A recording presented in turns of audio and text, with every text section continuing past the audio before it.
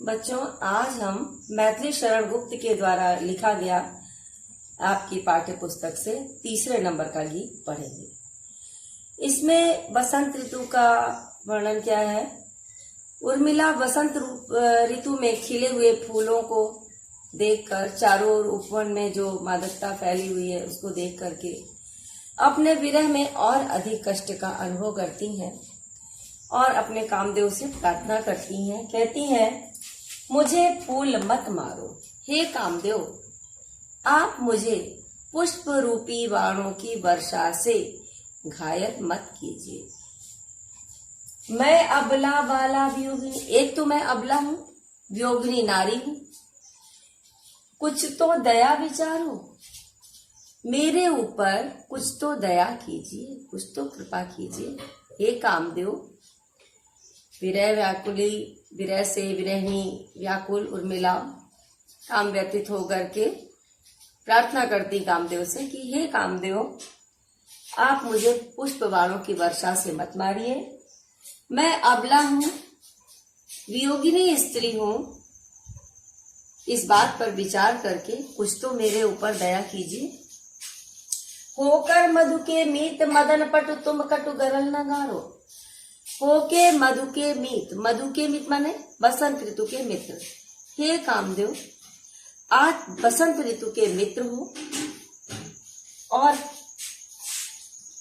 चालाक हो, पटु माने चतुर हो। तुम कटु गरल न गारो, गरल माने विष।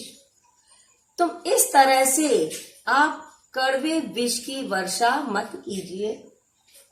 मुझे विकलता तुम्हें विफलता ठहरो, श्रम परिहारो। आप चाहे जितना परिश्रम कर लें, उससे मेरी व्याकुलता बढ़ेगी और आपको सफलता प्राप्त नहीं होगी। रुक जाइए, बिना मतलब में परिश्रम मत कीजिए, विश्राम कर लीजिए। नहीं भोगिनी यह मैं कोई जो तुम जाल पसारो। मैं कोई सांसारिक भोगिनी स्त्री नहीं हूं कि आपके इस फैलाए हुए जाल में फंस जाऊंगी, इस मोह माया में फंस जाऊंगी। मैं एक जो है सती स्त्री हूं, मैं एक तपस्विनी स्त्री हूं। आपके इस जाल फैलाने से मेरे ऊपर कोई प्रभाव नहीं पड़ेगा। बल हो तो सिंदूर बिंदु यह हर नेत्र निहारो।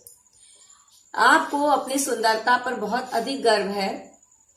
अगर आपको इतना ही अपने ऊपर घमंड है, इतने ही बलशाली हैं, तो आप अपने इस बल को मेरे सिंदूर बिंदु से देखिए, इस बल से सिंदूर बिंदु को देखिए, यह हर नेत्र निहारो। और ये इसमें क्या है, इसमें इतनी शक्ति है कि शिव के तीसरे नेत्र के समान ये आपको भस्म करने की शक्ति रखती है। इसको देखो, रूप दर्प कंदर्प तुम्हें तो मेरे पति पर वारो। अगर तुम्हें अपने रूप पर इतना ही अहंकार है तो तुम अपने इस रूप को मेरे पति के ऊपर न्यौछावर कर दो, क्योंकि आप मेरे पति से ज्यादा सुंदर नहीं हो। मैं एक सती स्त्री हूं, आपकी सुंदरता का मेरे ऊपर कोई प्रभाव नहीं पड़ेगा।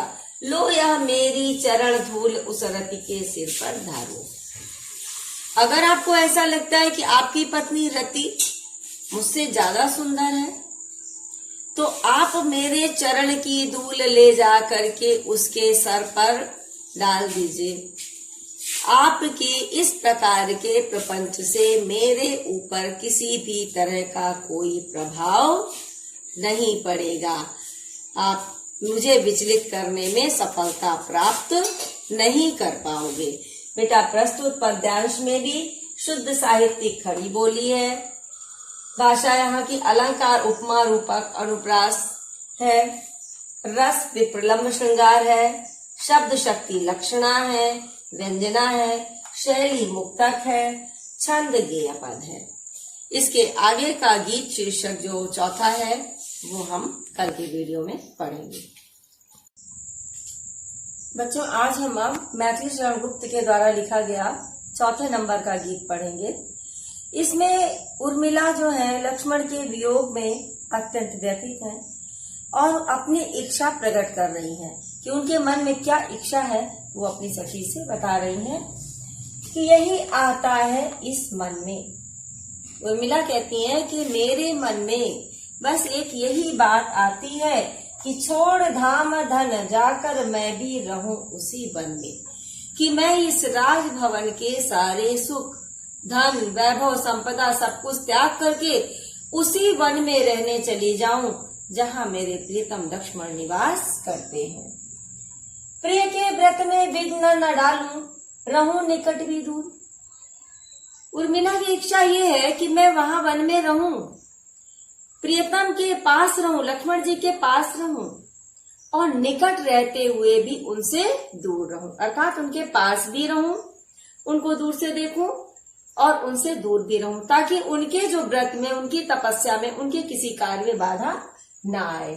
व्यथा रहे पर साथ साथ ही समाधान भरपूर। कह रही हमें इस बात का कष्ट तो रहेगा कि हम उनसे दूर हैं, लेकिन साथ साथ उनके दर्शन मिलने के कारण उसका समाधान भी होता रहेगा, उस समस्या को हम कम भी कर सकते हैं। कह रहे हर्ष डूबा हो रुदन में, यही आता है इस मन में।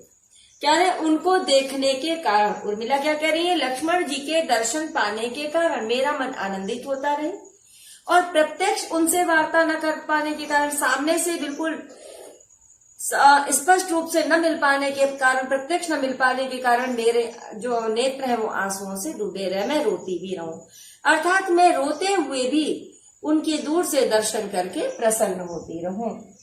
बीच बीच में उन्हें देख लूं मैं झुरमुट की ओट।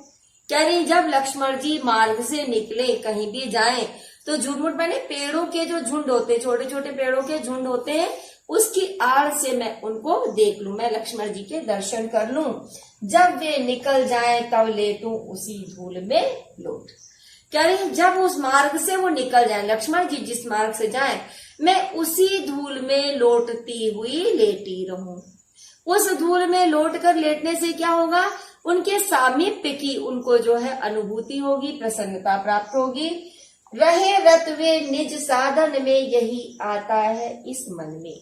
मैं भी आनंदित होती रहूं उनकी धूल चरण रज को प्राप्त करके, उनकी धूल को स्पर्श करके, और बस मेरे मन में एक ही बात आती है कि सब मुझे भी प्राप्त हो जाए और उसके बाद भी उनकी साधना में, उनकी तपस्या में जो भ्रातृ प्रेम है, जो सेवा भाव, उसमें किसी तरह की कोई बाधा ना आए। जाती जाती गाती गाती कह जाऊं यह बात। अब उर्मिला क्या कह रही है, मैं जाते जाते गाते गाते एक बात कहना चाहती हूँ, मैं ये बात कह रही हूँ। क्या कह रही है, धन के पीछे जन जगती में उचित नहीं उत्पात। कि धन के पीछे इस संसार में, इस पृथ्वी तल पर किसी भी तरह का कोई उपद्रव अच्छा नहीं है, क्योंकि जब भी कोई समस्या उत्पन्न होती है तो धन के, राज्य के लोभ में उत्पन्न होती है। आज अयोध्या का जो ये सत्यानाश हुआ, जो दुर्दशा हो गई, राम को जो वनवास मिल गया, लक्ष्मण जो उनके साथ चले गए, भरत ने राजगद्दी स्वीकार नहीं की, पिता की मृत्यु हो गई, ये सारे जो उत्पात हुए वो धन और राज्य के लोभ में हुए हैं। इसलिए इसका जो है लालच अच्छा नहीं है। प्रेम की ही जय जीवन में, यही आता है इस मन में। कह रहे इस मानव जीवन में केवल प्रेम की ही विजय हो, सभी लोग की प्रेम की जीत हो, आपस में प्रेम से रहे, भाईचारा हो, यही बात बस मेरे मन में आती है। इसके अतिरिक्त मेरी कोई इच्छा नहीं होती है। इसमें भी बेटा शैली आपकी गीती है, शैली है, रस वियोग श्रृंगार है, गुण माधुर्य है, छंद गेय पद है, अलंकार अनुप्रास पुनरुक्ति प्रकाश दोनों प्रकार के हैं।